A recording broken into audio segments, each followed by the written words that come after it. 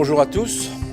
À nouveau la bienvenue dans ce lieu un peu particulier. Eh bien, je trouve que ce lieu doit contribuer encore, et j'espère pour longtemps, à garder une certaine image de la France.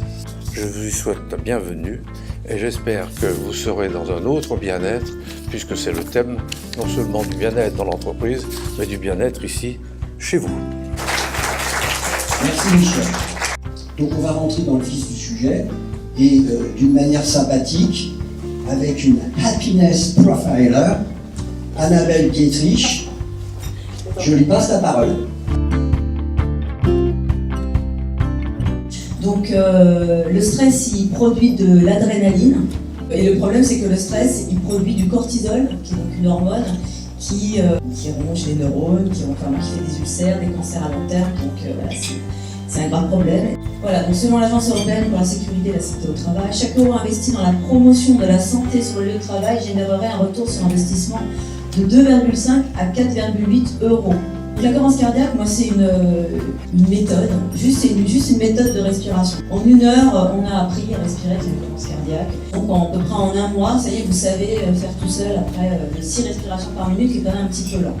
Alors, des bonnes conditions de travail, des règles de fonctionnement claires, alors des objectifs collectifs et individuels qui ont du sens, exemplarité, apprendre à déléguer, responsabiliser et donner de l'autonomie aussi à ses collaborateurs. David Ancio, qui est psychothérapeute et psychologue, qui va vous en parler. Il a travaillé avec nous sur ce sujet.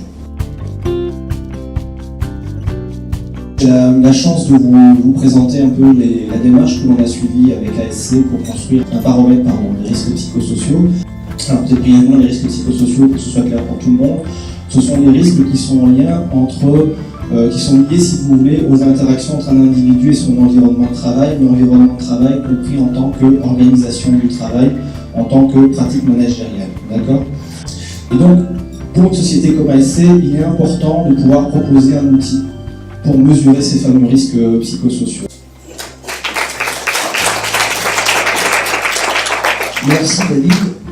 Comme je vous l'ai annoncé tout à l'heure, Primagaz va être représenté par un administrateur d'ASC qui a collaboré à l'étude. Donc, Benoît Dreyer, à toi la parole.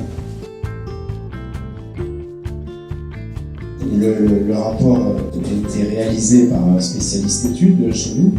Le rapport comprend classiquement dans une étude NPS l'analyse de chaque point, chaque item qui a été testé, avec les notes, comment se répartissent les notes, les scores NPS, etc.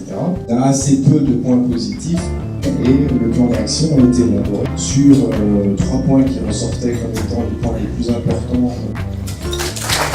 Merci Benoît.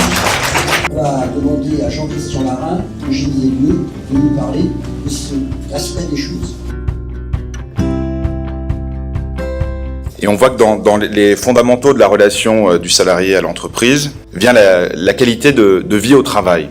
Je veux travailler là où je veux et comme je veux. Si on y va moins, si on y va pour rencontrer des gens, et si on se dit que c'est peut-être pas forcément le meilleur endroit pour travailler de façon individuelle et se concentrer. Le lieu de travail, aujourd'hui l'environnement de travail, demain il faudra parler des lieux du travail, au pluriel. Et on est là pour répondre à vos questions. Vous pouvez interpeller l'intervenant que vous souhaitez, n'hésitez pas. Dans votre questionnaire, j'ai vu que vous n'aviez pas retenu l'espace de travail, notamment les trajets.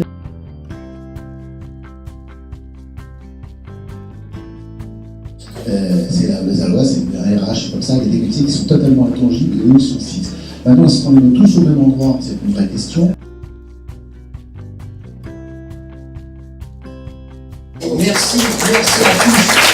Merci à tous.